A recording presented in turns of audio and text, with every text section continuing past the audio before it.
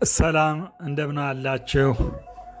በየዋትስአፑ የምትገኙት ውድ ወገኖች በሙሉ የወይዘሮ የኋላሸት እማዋይ አለሙ የመጀመሪያ ዓመታታቸው በ5 ቀን 8ኛው 2026 ዓመተ ምህረት በማዶን ከሂላ ኢትዮጵ በረሆብ ሽድሮት ምናሄም በጊን 25 ቤት ሻአን ይካሄዳል። መጥታችሁ ነፍስ ይማር እንድትሉ ያልሆነላችሁ ከዛው ሁናችሁ ነፍስ ይማር በሉ፣ ላልሰማም አሰሙልን ይላሉ።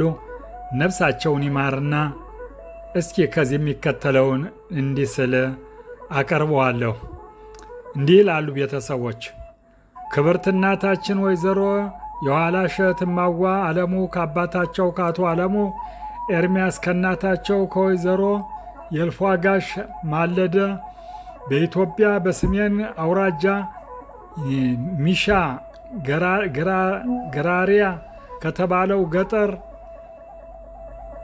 እንደ ኢትዮጵያ አቆጣጠር በ1937 ዓ.ም ተወልደው በኋላ በቆላ ወገራ ቀረቦሽ ከተባለው አገር አደጉ። እስራኤል አገር ገብተው ሲኖሩ ለአዳም የተሰጠ የሞት ማጫ ተራው ደረሳቸውና እንደ አውሮፓ አቆጣጠር በ5 ቀን 8ኛ 2025 ዓ.ም በተወለዱ በ80 ዓመታቸው በሞት ተለዩ። በሞታቸው 5 ልጆች እናትና ያያሌ ልጆች ሚታ ነበሩ። ነፍስ ይማር ብለን ከዚህ የሚከተለውን ግጥም እንጉርጉሮ እንዲህ ስንል እናቀርበዋለን። ቤተሰቦችም እንዲህ ይላሉ።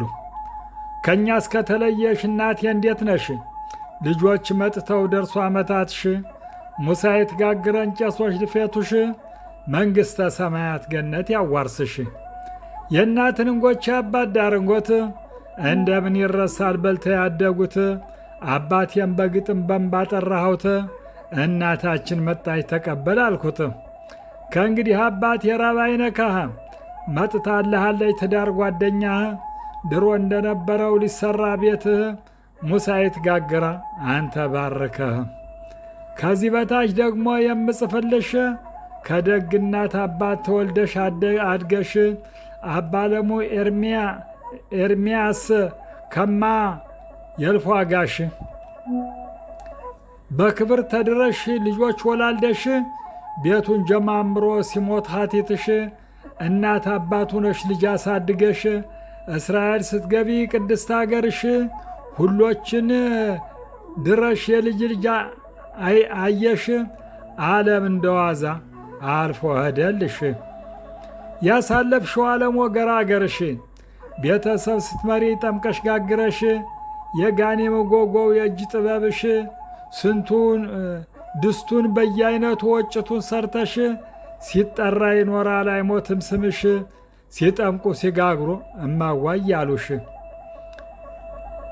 ልጁ ሁሉ ሲዳረ እየተደገሰ ጎበዘይ ዘሪሁን ማልዳ ገሰገሰ።